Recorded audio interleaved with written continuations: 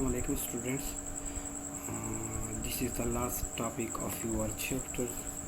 So now we will discuss the icons of the graphical user interface और GUI.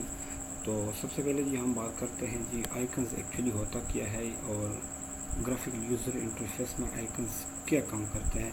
तो icons जो basically हमारे computer system को जब भी हम ऑन करते हैं तो कंप्यूटर सिस्टम पे कुछ आइकन्स होते हैं जो कि पहले से ऑपरेटिंग सिस्टम के साथ आए हुए होते हैं, जिसको क्या कहते हैं, इसको आइकन्स कहते हैं। और वो आइकन्स कौन कौन से हैं, जिस तरह आप लोगों ने देखा होगा कंप्यूटर आइकन देखा होगा, रिसाइकल बिन आइकन देखा होगा, या आप जितने भी सॉफ्टवेयर इंस्टॉल करते हैं उनके अपने आइकन्स होते हैं। तो इन सबको क्या कहते हैं, आइकन्स कहते हैं, ग्राफिकल यूज़र इंटरफेस के आइकन्स। तो यहाँ पे डिटेल के साथ मैं आप लोगों को बता देता हूँ कि रिसाइकल बिन एक आइकन है, आप लोगों ने देखा होगा जी। एक्चुअली रिसाइकल बिन होता क्या है, रिसाइकल बिन जो होता है, this is a memory temporary memory locations where deleted data is stored, और इसी डिलीटेड डेटा को हम दोबारा रिस्टोर भी कर सकते हैं। रिसाइकल बिन के अंदर जाके डिलीटेड डेटा के ऊपर राइट क्लिक करके वहाँ पे ड्रॉप डाउन मेन्यू आ जाएगा, उस ड्रॉप डाउन मेन्यू में से रिस्टोर के फीचर को क्लिक करके। तो रिसाइकल बिन में जो हमारे पास डेटा होता है वो हमेशा डिलीटेड डेटा होता है, जो कि रैम कंप्यूटर मेमोरी से चला जाता है लेकिन रैम में पड़ा रहता है, जो कि कभी भी या जब भी हमें ज़रूरत होती है हम उसको दोबारा रिस्टोर कर सकते हैं। उसके बाद हम ये बात करते हैं कंप्यूटर आइकन की। Computer icon allows the users to access the contents और files of computer system. Computer icon आप लोगों ने देखा होगा, जब भी आप कंप्यूटर सिस्टम को ऑन करते हैं तो वहाँ पे लेफ़्ट टॉप पे कंप्यूटर आइकन बना होता है। कंप्यूटर आइकन के ऊपर आप डबल क्लिक करेंगे या राइट क्लिक करके ओपन पे जाएंगे तो वो और ड्राइव्स आपको बताता है, C drive, D drive, E drive. तो ये आपके पास और कंटेंट्स आ जाते हैं या फाइल्स आ जाते हैं। अब आप किसी और ड्राइव में जाते हैं, फॉर एग्जांपल डी ड्राइव में जाते हैं, तो उसमें आपके पास सेव्ड फाइलें होती हैं जो कि उसको आप एक्सेस कर सकते हैं। तो कंप्यूटर आइकन इसलिए हम यूज़ कर सकते हैं। उसके बाद फोल्डर आइकन की बात करते हैं। फोल्डर आइकन एक्चुअली और फाइल आइकन दोनों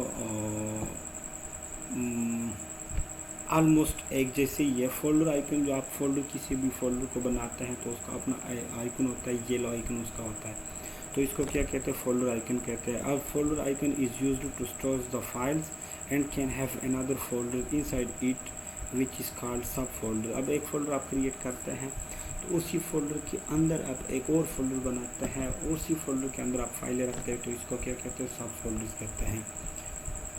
तो उसका येलो कलर का आइकन होता है, आप लोगों ने देखा होगा। उसके बाद जी फाइल आइकन है। अभी मैंने बात की कि फाइल आइकन और फोल्डर आइकन एक्चुअली एक ही चीज़ होती है।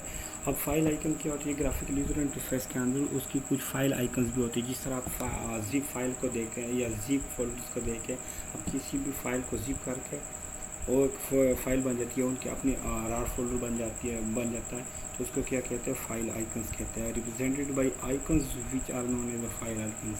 उसको हम आइकन्स के थ्रू रिप्रेजेंट करते हैं, इसको फाइल आइकन्स कहते हैं। उसके बाद प्रोग्राम आइकन्स, पहले मैंने बात की कि जब भी आप कोई सॉफ्टवेयर इंस्टॉल करते हैं, फॉर एग्जांपल आप एंटीवायरस सॉफ्टवेयर इंस्टॉल करते हैं, तो इंस्टॉल करने के बाद डेस्कटॉप पे एक आइकन आ जाता है, उसका अपना आइकन होता है, तो उस आइकन को क्या कहते हैं, प्रोग्राम आइकन कहते हैं। इसके अलावा आप किसी मीडिया प्लेयर को इंस्टॉल करते हैं, फॉर एग्जांपल आप कोडेक 321 को इंस्टॉल करते हैं, तो उसका अपना आइकन होता है। जब आप इंस्टॉल करेंगे तो डेस्कटॉप पे उसका आइकन आ जाता है, इसको क्या कहते हैं, प्रोग्राम आइकन्स कहते हैं।